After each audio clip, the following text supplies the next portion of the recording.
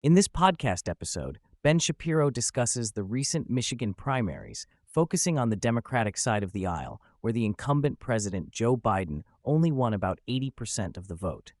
There was a significant number of voters, particularly in Dearborn, Michigan, who voted uncommitted as a protest against Biden's support for Israel over Hamas.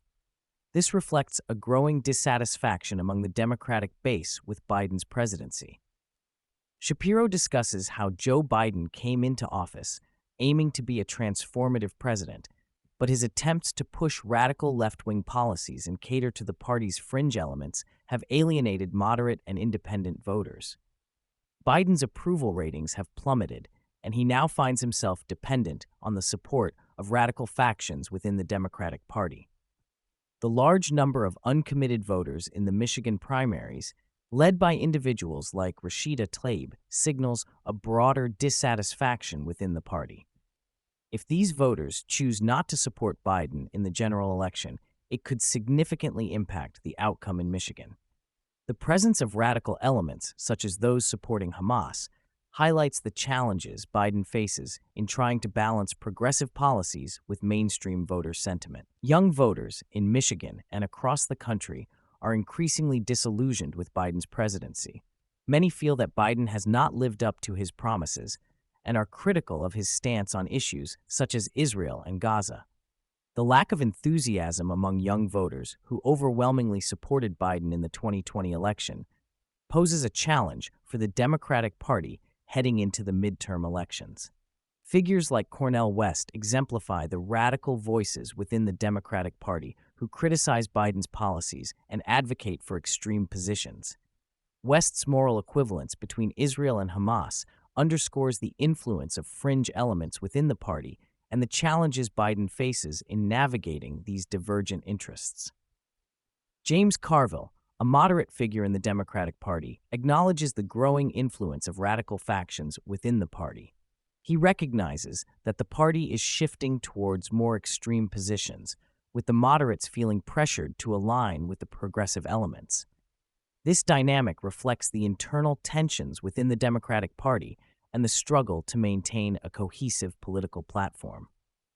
Shapiro criticizes the approach taken by the Biden administration in dealing with the Israel-Hamas conflict. He points out that by pressuring Israel to agree to certain conditions, such as a ceasefire and humanitarian aid access, the administration is effectively giving in to the demands of Hamas. He argues that this not only undermines Israel's ability to defend itself, but also emboldens terrorist groups like Hamas. Shapiro acknowledges that the Biden administration's stance on the conflict is influenced by domestic political considerations. He notes that there is pressure from within the Democratic Party, particularly from progressive activists and lawmakers, to take a more pro-Palestinian stance. This pressure is leading to decisions that prioritize political expediency over the national interest.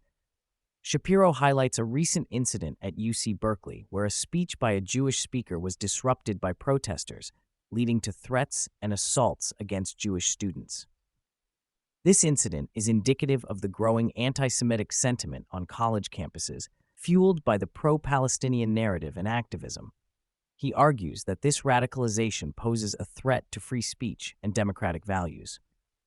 Shapiro highlights the role of radical voices like Mohammed El-Kurd, a Palestinian writer and poet, in shaping the narrative around the Israel-Hamas conflict.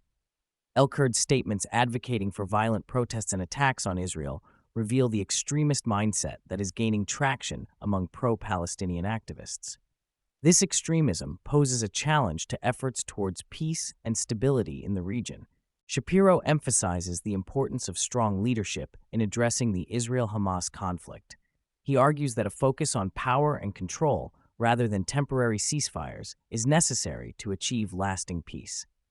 Leaders like Biden must prioritize the interests of allies like Israel and resist the pressure from extremist elements within their own party.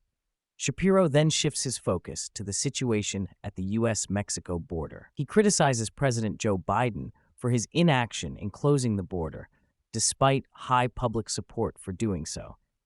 He points out the numerous crimes committed by illegal immigrants in the U.S., calling attention to the lack of action by the government in addressing this issue.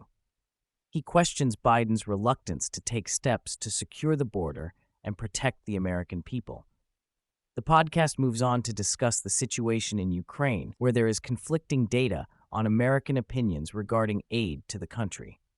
Shapiro highlights the importance of finding a middle ground on the issue, pointing out that most Americans are in favor of providing aid to Ukraine to help them defend against Russian aggression. However, he criticizes the lack of clear leadership from the Republican Party on this issue, noting that they need to take a stronger stance in order to gain public support. Shapiro then talks about the bipartisan bill proposed by some Republican lawmakers, including funding for Ukraine and border control measures. He praises the bill for addressing key issues such as aiding Ukraine and securing the U.S.-Mexico border.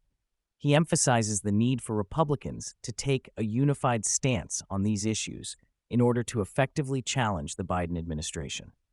The podcast also touches on the possibility of a government shutdown and the importance of avoiding such a situation. Shapiro stresses the need for Republicans to focus on passing legislation that will benefit the country and advance their political goals. He highlights the advantage Republicans have on certain issues like the border and Ukraine, but warns that they must articulate a clear and effective policy in order to capitalize on these advantages.